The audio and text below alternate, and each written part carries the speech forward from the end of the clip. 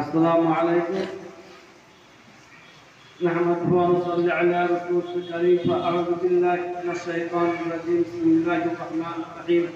سبحانك لا علم لنا إلا ما علمتنا إنك أنت العليم الحكيم. رب اشرح لي صدري ويسر لي أمري واحلل عقدة من لساني يفقهوا قولي. আজকের ৭৮তম স্বাধীনতা দিবস উপলক্ষে ফুটপাড়া আহলে সুন্নাত জামাতের উদ্যোগে এই দিনটি পালন করা হয়।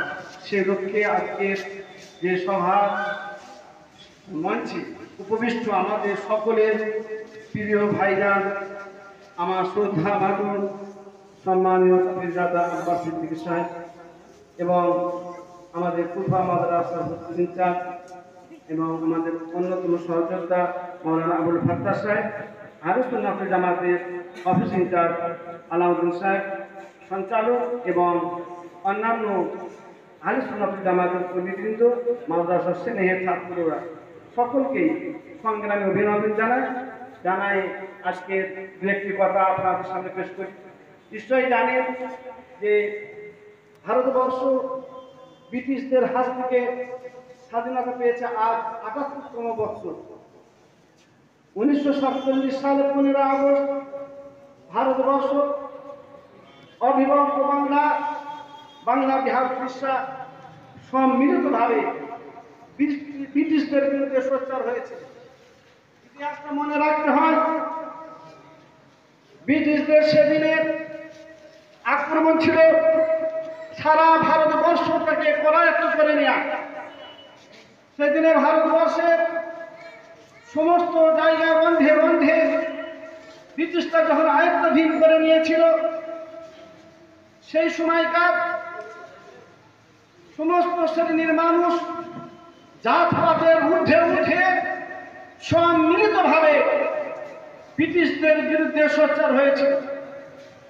ইতিহাসটা মূল্যায়ন করলে নতুন প্রজন্মের ছেলেরা জানে এই দেশকে স্বাধীনতা এনে দিয়েছে ভগৎ সিং, ক্ষুদিরাম বসু, মাতঙ্গিনী হাজরারা।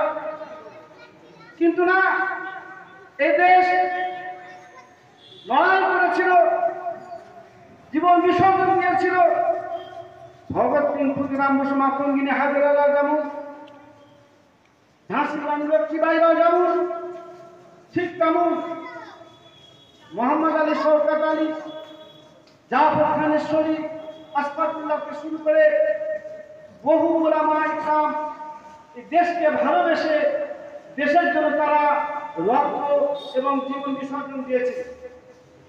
আপনারা জানেন না, হয়তো অনেকে নতুন প্রজন্মের ছেলেরা জানে না, ব্রিটিশদের বিরুদ্ধে বিশেষত উলামায়ে ইকরামদের অবদান অনস্বীকার যে তেরঙ্গা পতাকাটা উঠছে পথ করে। এই তেরঙ্গা পতাকার রূপকার ছিলেন একজন মুসলিম মহিলা। এই পতাকার রূপকার ছিলেন সুরাইয়া বদরুদ্দিন তাইয়েবজি। সুরাইয়া বদরুদ্দিন তাইয়েবজি একজন মহিলা, এই তেরঙ্গা পতাকার রূপকার ছিলেন। নতুন প্রজন্মের ছেলেরা জানে। শুধু তাই নয়, এই ভারতবর্ষে লাল কেল্লায় ব্রিটিশদের যে পতাকা উঠত, ব্রিটিশদের পতাকা ছিলেন ভারতবর্ষের এই তেরঙ্গা পতাকাটা উড়িয়েছিল। সেটা হলো একজন কর্নেল সানাজ খান, একজন মুসলিম সম্প্রদায়ের মানুষ। আমার বলার উদ্দেশ্য, যার পাতের ঊর্ধ্বে উঠে দেশকে ব্রিটিশদের হাত থেকে ছাড়াবার জন্য সমস্ত শ্রেণীর মানুষ লড়াই সংগ্রাম করেছিল। মোহাম্মদ আলীকে শহীদ করে ছাদ ছাড়িয়ে প্রতিটা গাছে লড়তে দেওয়া হয়েছিল। কাতারে কাতারে সমস্ত আলেম ছিল।